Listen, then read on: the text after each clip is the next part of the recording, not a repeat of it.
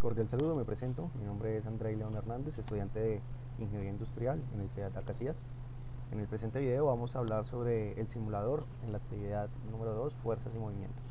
Bueno, en la presente tarea nos solicitan que ingresemos a este simulador y que simulemos los distintos escenarios aquí planteados, que demos una posible predicción y luego de que lo realicemos veamos si se da. Entonces, para poner un ejemplo, en este caso nos dice mismo tamaño, misma ubicación de la cuerda. Mi predicción es que no se genera ningún tipo de movimiento.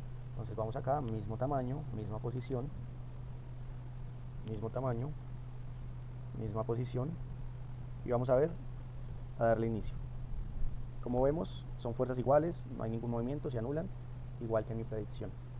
Se anulan, no hay ningún tipo de movimiento. Entonces, para ser un poco más didáctico, vamos a hacerlo con esta que hay algo de movimiento. Dice, diferente tamaño, misma ubicación en la cuerda.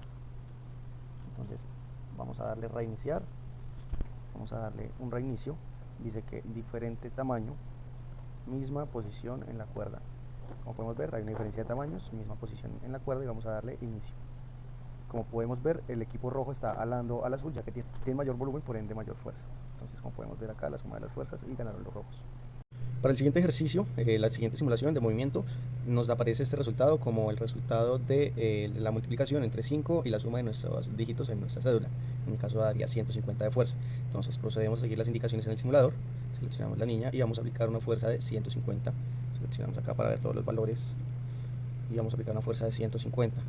Entonces inicia nuestra simulación y vamos a ver qué sucede. Entonces, como podemos observar, hay una aceleración continua. Acá podemos ver que la velocidad final es de 40 metros sobre segundo.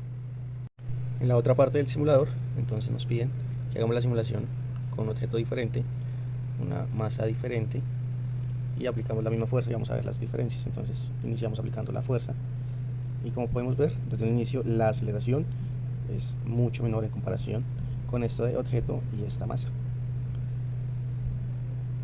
Bueno, esa es la magia de la edición. Pasamos rápido a la rapidez de 40 metros sobre segundo, pero como fue evidente, tomó demasiado tiempo en comparación al ejercicio número 1. En esta guía también nos solicitan hacer unos ejercicios de fricción. Entonces nos piden que lo hagamos con este objeto y según la operación matemática que nos ponen con nuestro número de cédula, que en mi caso dio 300 para este ejercicio.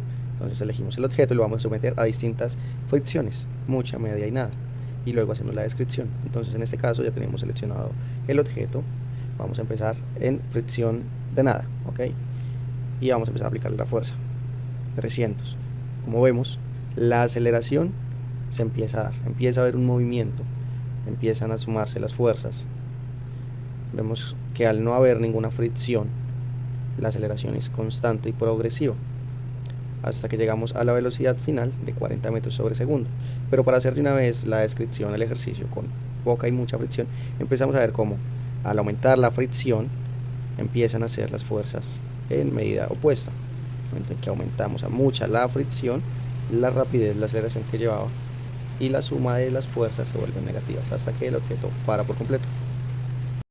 Ya como último de estos ejercicios en este simulador nos piden hacer unas pruebas con aceleración. En mi caso la fuerza que tengo que aplicar es de 225 newton, según esta fórmula es de 225 newton.